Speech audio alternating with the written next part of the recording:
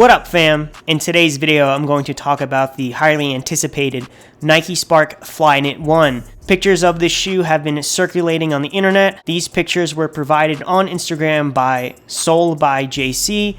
Go give him a follow, link will be in the description down below. Now, at the time of making this video, we know very little about the Nike Spark Flyknit One. In this video, I'm going to make a speculation, actually more of an educated guess on how this shoe may be designed and how it may function based on the 2017 published Nike patent titled, quote, plate width foam footwear, unquote, which is available to the public on Google Patents, along with my observations. I even tried looking up trademark names.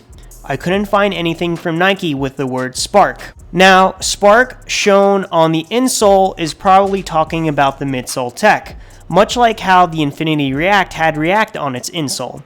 But I did find a hint that the Nike Spark Flyknit One may not be the shoe's final name.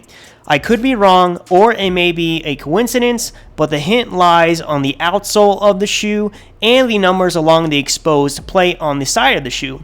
I'll explain this after I explain everything else, so stay till the end and smash that like button. It really helps the video. Now, keep in mind this shoe may still be in the works. Nike may scratch it altogether. They may release it with different aspects than pictured because the 2017 patent literally covers all possible combinations of how a plate with foam footwear shoe may be made. Now, I may be completely wrong, so take this educated guess with a grain of salt. Now, if this is the final product of the Nike Spark Flyknit One, I am actually pretty excited for how I think it will perform.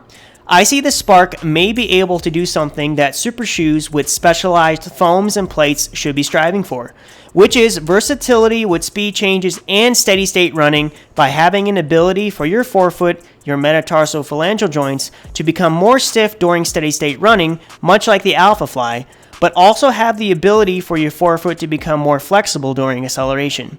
If you ever try to pick up speed in an Alpha Fly, it is very hard because of the decreased flexibility in the forefoot, but it is great for steady state running. The forefoot of the Alpha Fly is stiff so that there is less energy loss when initially loading your MTP joints over the marathon distance. I think the Spark will ride like a Vaporfly Alpha Fly hybrid. The theme for this shoe is essentially versatility with minimal energy loss.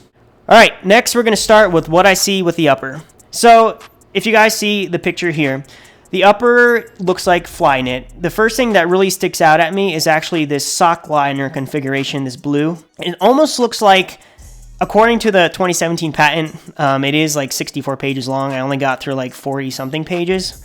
So smash that like button. But what this blue or sock liner shows that it's basically mainly for just basic comfort. It looks like your foot just slides in. The way you tie it, it looks like there's some type of overlay that goes within the sock liner to really tack down the foot. Now, keep in mind that performance when it comes to compression actually starts at the foot. So there may be a performance component for the fact that there's a sock liner and the lockdown may be really great of how the foot would fit into the sock liner. So there may be a performance benefit based on that. I also believe that Reebok, maybe like 10 years ago, tried doing like a sock liner with an air pump on like you put your foot in a sock liner, you tie it, and then you like pump on the side so it fills the side compartments with air to put compression on the foot. So it may be a similar concept in terms of performance by increasing compression starting at the foot, but I could be wrong. We have the Flyknit upper. I do not know why they would go with Flyknit for being a racer shoe when there's Atom Knit, Vapor Weave, and any other type of, I guess, hybrid upper or any type of other upper.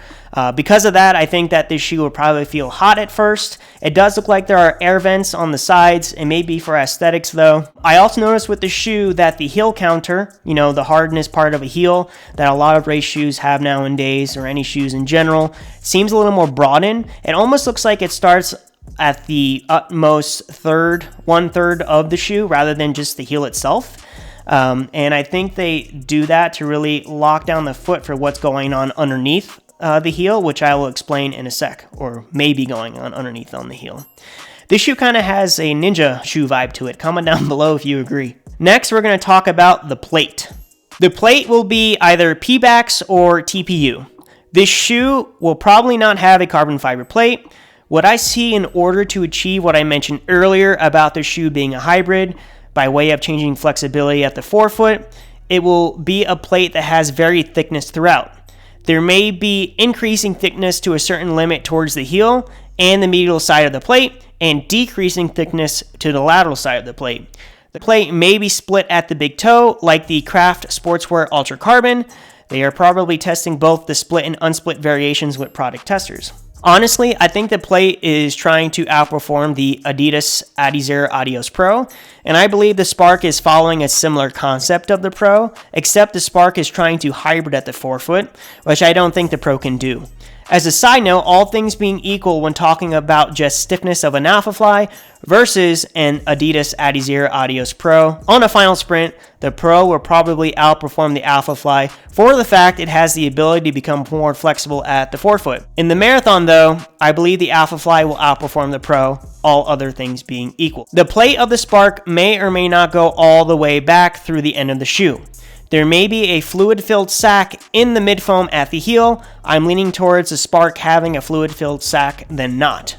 Either to mimic the concept of the Adidas Adizero Adios Pro carbon fiber heel with a fluid-filled sack, to attenuate mechanics and cushioning along with the rolling of the foot from supination to pronation by working with the split heel of the midsole.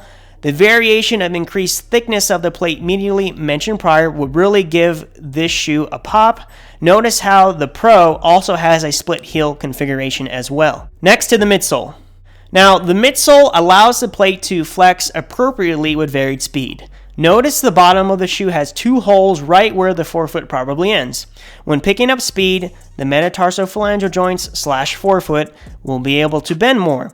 When running in a steady state, the midsole will work like a support pillar on the plate, keeping it stiff. The variations in thickness throughout the midsole will also work with the plate throughout the shoe. Now, what do those numbers mean on the plate, and what is going on with the outsole? So, if you fam notice, the numbers on the side of the plate are 14, 9, 11, and 5. If you take the American alphabet and you count from the letter A, the number that is on the side of the shoe, 14 from A, 9 from A, 11, and so forth, it actually spells out Nike, Nike. Now, if you do it backwards, and this is why I think this shoe is actually going to be titled something different and not the Spark, or have some type of title incorporated because of what I found, it may be a coincidence, but if you do it backwards starting at the end of the alphabet, 5, 11, 9, 14, it actually spells VPRM. Now, VPR sounds like to me, if you agree, comment down below, vapor. Now, the question is, what does the M stand for? And I believe the M stands for max, vapor max. And the reason why I say this is that if you look at the outsole looks like, to me, it may be some type of scaled down Air Vapor Max. Plus, with the possibility of a fluid-filled sack in the heel, makes me think that this Spark will be titled something with Vapor Max, or maybe the combination of the outsole with the fluid sack will be called Vapor Max. Now, Air Vapor Max was trademarked back in 2014. We all know of the casual wear Nike Air Vapor Max shoe. But the term Vapor Max was trademarked in 2018. I don't know if Nike has used the trademark of Vapor Max alone since it was published in 2018, but the shoe has probably been in testing since mid-2017 with a trademark published in 2018. Comment down below what you think of the shoe. Do you agree with me? Do you think it has potential? Do you think it's going to be a Vaporfly Alphafly hybrid? If you fam like this video, check out my Nike shoe review series here.